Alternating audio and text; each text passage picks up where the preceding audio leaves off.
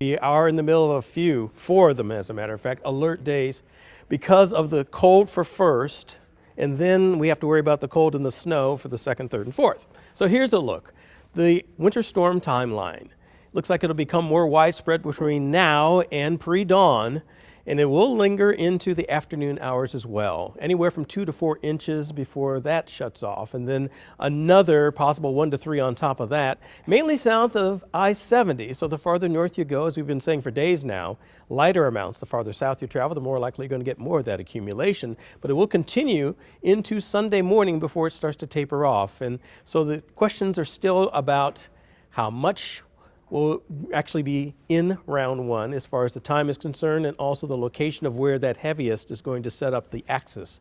And that's why we're going to be on all weekend long to let you get through the storm system together.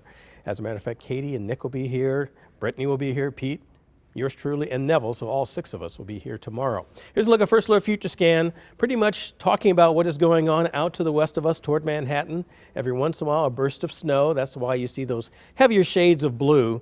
And then surrounding that lighter. That's why to the north, toward Tarkio, Maryville, Milan, not as much. You go farther south, Liberty, Lawrence, more, and you go way farther south because it's mostly that darker shade of blue, like Clinton, Warsaw, Lacine, Garnett. That's where the heaviest will be found. As we go through, as about noon or so, still a pretty good spread of that snow that starts to not necessarily stay as intense. It weakens a little bit by 3 in the afternoon, so we may get a brief break from the heaviest, which hopefully allow the crews time to try to catch up. But then what happens with round 2 coming through toward 10 or 11 o'clock at night? Notice how north and west of Kansas City, not much redevelopment, but south of the river primarily, Kansas City and going farther to the east and southeast, round 2 will be overhead.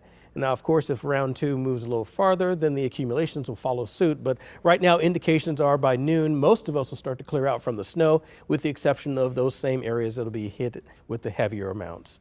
So here are the snow totals as we look at the system itself.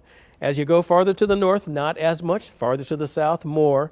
Here you see it, 1 to 4 up toward Maryville, and it's almost like a stair step. 1, then we go toward 2 to 3 for St. Joseph, 3 to 4 as we're heading toward Atchison, Leavenworth. Then going toward Liberty, that's where you could possibly get 4 to 6. The city itself, especially on the southern portion of the metro, closer to that 6 to 7. And way farther south, that's where it can go for a minimum of 5, but a maximum of 9 for Lacine, Butler, and Clinton. And that bullseye of 10 plus, right along the I-44 corridor, but could be as far north and west as Warsaw. So you get the idea, pretty much what we've been saying for several days now. We do have 3 more alert days, -1 to 5 above, wind chills between -10 and 25 below zero, with those temperatures hugging in the single digits, and the burst of snow in the morning, another one toward the evening hours. Should end early on Sunday. Sun may peak out, but 13 the high, starting at 2 above. As we clear out, we get down to 5 below, end up with a high of 18, but the wind chill still pretty strong at 10 to 20 below zero.